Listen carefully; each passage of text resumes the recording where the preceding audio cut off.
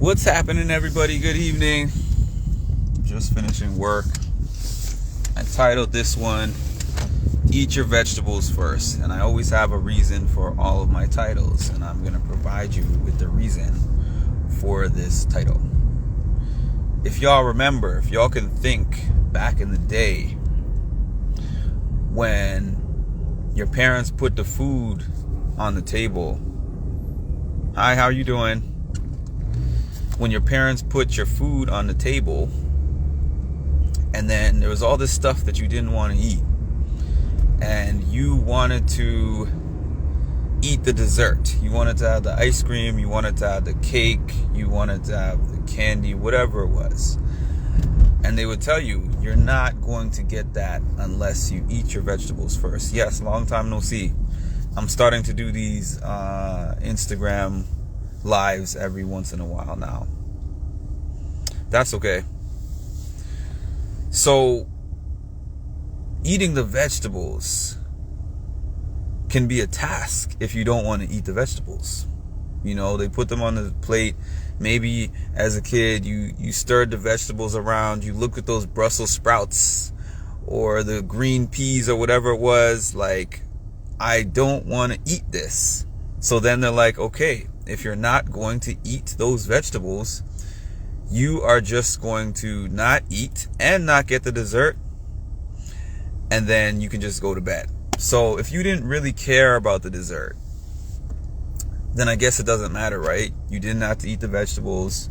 You're not going to eat the dessert. It's a wash. It doesn't matter. But what if you were looking forward to that dessert strongly? You really wanted that ice cream. You really wanted that cake. You really wanted that pie, those cookies, those double stuffed Oreos, those chocolate chips, whatever it was.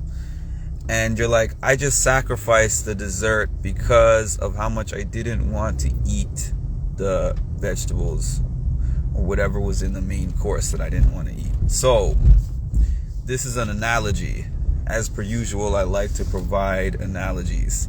Food is obviously a favorite of mine because I love food. Contrary to popular belief, based on some, health changes that I've made recently, I still love to eat.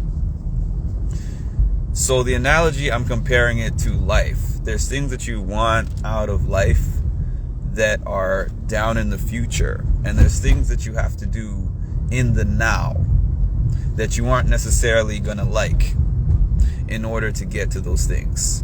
The things that you have to do now are the vegetables, and the things that you want in the future is the dessert. So let's say you wanted to live in a big mansion, but you had to build it. Somebody was like, you can live in this mansion in 5 years, but you have to put this thing together brick by brick. If you sit down thinking about every brick that you're putting down, you are just going to abandon the mission at some point because you're like, I want to live in the mansion. So there's a thing that I've had to start doing, which is to live in the now and to find whatever joy you can find out of your current experience. I hate to bring it to this, but if you think about slavery, when that type of slavery was legal, what did they do to pass the time?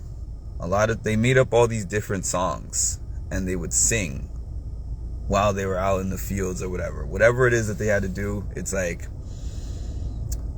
we have to do something to make this time go by and to bring some kind of joy during this time. That was an extreme example, yes, but there are some things that you have to do to get the things that you want that are very tedious, demanding, mentally taxing. You want to do anything but that. But you have to learn how to be present in the moment, focused on what you're doing, but keeping your long-term goal in mind.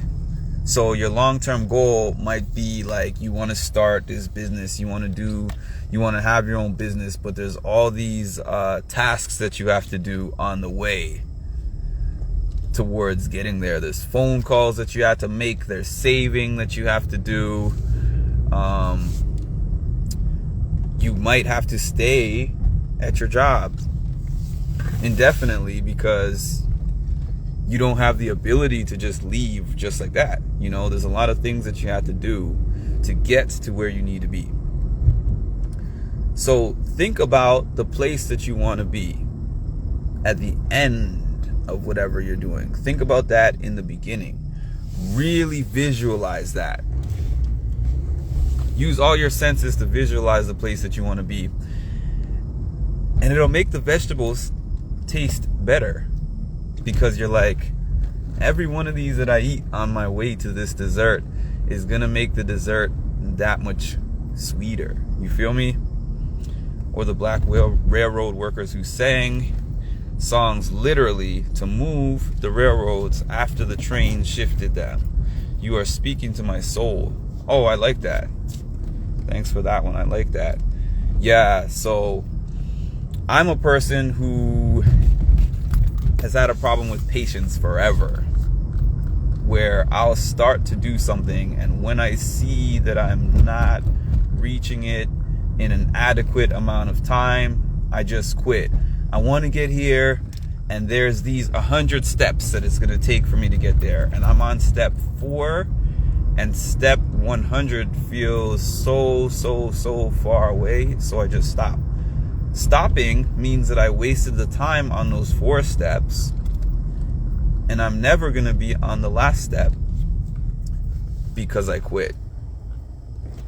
So bringing it back and circling it back to eating the vegetables first.